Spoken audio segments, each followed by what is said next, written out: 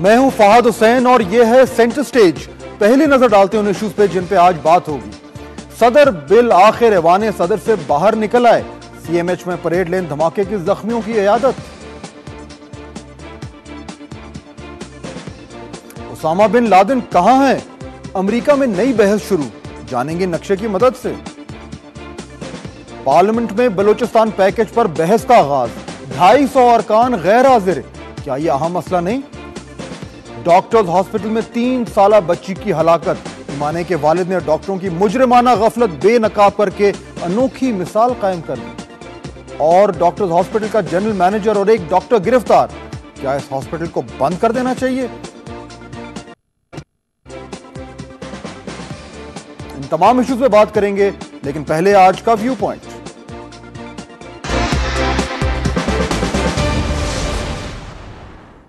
आज खबरों के हवाले से एक भरपूर दिन था। पेशावर में सेशन कोर्ट के दरवाजे पर खुदकुश हमला हुआ, जिसमें 7 अफराद शहीद और मुताद्दिद जख्मी हुए। हमला आवर रिक्शे में बैठकर आया। वो अंदर जाना चाहता था, लेकिन पुलिस एहलकारों ने उसे रोका और उसने खुद को उड़ा दिया। एक बार फिर पुलिस के जवानों ने अपनी जान पर खेलकर एक बड़े सानहे को रोका।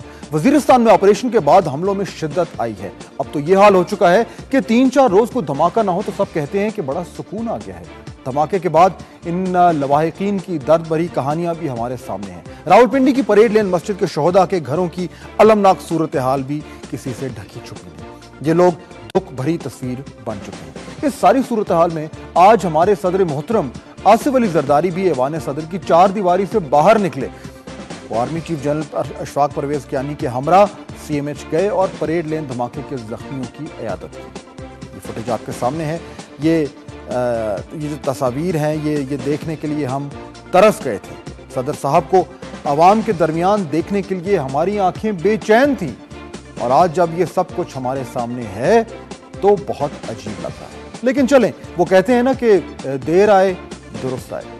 जाहिर बात यह है कि सदर चाहते हैं कि परेड लेन सानही में जख्मी होने वालों से इज़हार यकजहती करें, लेकिन ये इज़हार यकजहती आज उस दिन हुआ जब एनआरओ के केस की समाअत शुरू हुई।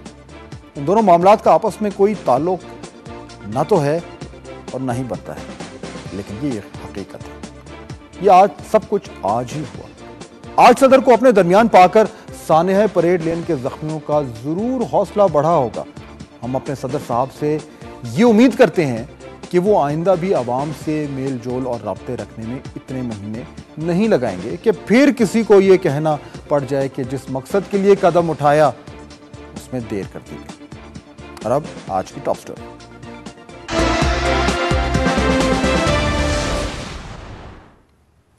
और यही हमारी टॉप स्टोरी है। बात करेंगे, हमारे साथ मौजूद हैं लाहौर से रोजनामा एक्सप्रेस लाहौर के एडिटर और कॉलम नवीस अब्दुल्ला तारिक सुहेल। तारिक साहब, ये बताइए कि सदर जरदारी साहब ने एक बार फिर देर कर दी। ये आपका इशारा इस तरफ है कि वो आज फौजी ये पेशावर इस्लामाबाद में जो बम धमाका हुआ था उसके जख्मियों की इजाजत के लिए गए, उनके साथ आर्मी चीफ भी थे। तो जाहिर है ये एक ऐसा कदम है जो देर से उठाया गया है। ये जिस दिन शोहदा का जनाजा हुआ है उसमें आर्मी चीफ मौजूद थे और वज़ीर आज़म भी मौजूद थे। तो बड़ी शिद्दत से ये बात नोट की गई और लोगों को बहुत खटकी कि प्रेसिडेंट साहब इसमें मौजूद नहीं थे। इस पर उनके खिलाफ कुछ बातें कही गई, लिखी गई, तबसरे हुए, खबरें भी छपी। तो उसके बाद ये उनका आना एक लिहाज से तो ठीक है कि उनको आना चाहिए था, लेकिन बात वही है जो मुनीर रियाजी ने बिस्ती की है कि हमेशा देर कर देता हूँ। कोई बात कहनी हो या करनी हो या कोई वादा निभाना हो, हमेशा देर कर देता हूँ। जरदारी साहब का अलमिया ये है कि वो हर काम बहुत तखीर से करते हैं, और तखीर भी ऐसी कि लोग ये समझने लगते हैं कि ये तखीर सुस्ती की वजह से नहीं है, बल्कि वो ये चाहते हैं कि ये वक्त टल जाए और ये काम नहीं करना पड़े तो अच्छा है। लेकिन होता ही है कि वक्त टलता नहीं है। और जैसा कि लेकिन तारिक साहब, इसमें देखें कि ये आप ये कह रहे हैं कि आपने मुनीर न्याजी की नज़्म का हवाला भी दिया, लेकिन आखिर आज सदर साहब निकले तो सही। हम कितने अरसे से हम भी बात करते रहे हैं, आप भी ये बात करते रहे हैं कि बहुत अशद ज़रूरत है कि सदर साहब अपनी उस 4 दीवारी से निकलें और इज़हार यकजहती करें लोगों के साथ।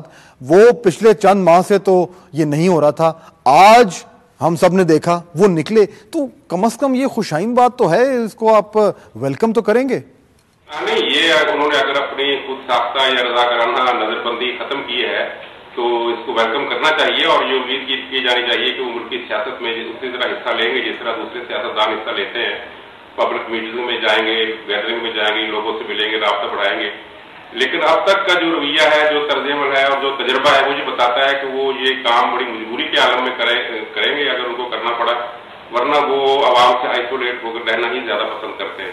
अच्छा, ये बताएं कि इसका एक सियासी पहलू भी है। हम मीडिया में हमेशा लोग हमारी तरफ ये उंगलियां उठाते हैं कि हम हर चीज़ को लेकर और उसको मरोड़ तोड़ोड़ के बयान करते हैं, लेकिन मजबूरी है तारिक साहब, आप भी जानते हैं कि हमने उसमें एक सियासी पहलू तो देखना है।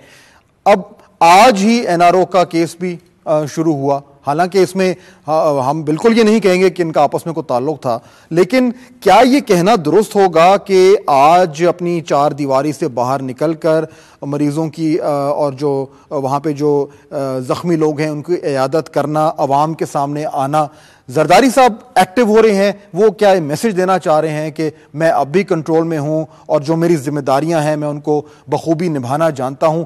सियासी पैगाम क्या है आज की विजिट में? देखिए, कोई भी सियासी कदम अगर वो सही भी है, लेकिन अगर गलत वक्त पर उठाया जाएगा तो उसका मैसेज जो है वो मर्जी के मुताबिक नहीं जाता। आपने ये बिल्कुल सही कहा कि इन दोनों वाकयात का आपस में कोई ताल्लुक नहीं है। एनआरओ अलग केस चल रहा है और ये इयादत के लिए आए हैं, ये एक अलग इंसिडेंट है। लेकिन अगर आप पब्लिक में जाकर देखें तो उनका तबसरा आपको जो तबसरा आप उनके मुंह से सुनेंगे वो आपको बहुत कुछ समझा देगा कि जब परेशानी होती है तो आदमी इस तरह की हरकत करता है, इस तरह के इक़दाम करता है। तो ये दोनों का लिंक बनता नहीं है, लेकिन ये वक्त का जबर कह लीजिए कि ताल्लुक बन गया है। अगरचे मेरी और आपकी राय इससे मुस्तफ़ होना जरूरी नहीं है, लेकिन अमलन और अवाम भी यही कह रहे हैं कि ये ताल्लुक एक बन गया है कि परेशानी का आलम है, खौफ का आलम है। तो उस आलम में ये एक ऐसे इक़दाम कर रहे हैं जो उनको पहले करने चाहिए थे, ये बाद में कर रहे हैं। ठीक है अब्दुल्ला तारिक साहब, बहुत शुक्रिया।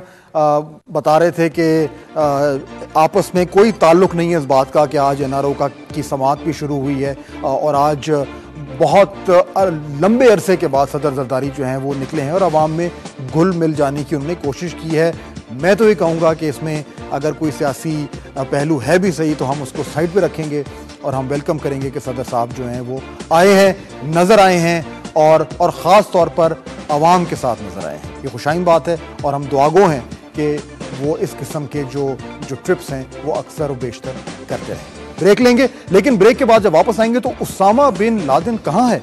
अमेरिका में एक नई बहस छिड़ गई है। क्या वो पाकिस्तान में है, अफगानिस्तान में है, वो इलाका क्या है? नक्शे की मदद से जानने की कोशिश करेंगे इस ब्रेक के बाद।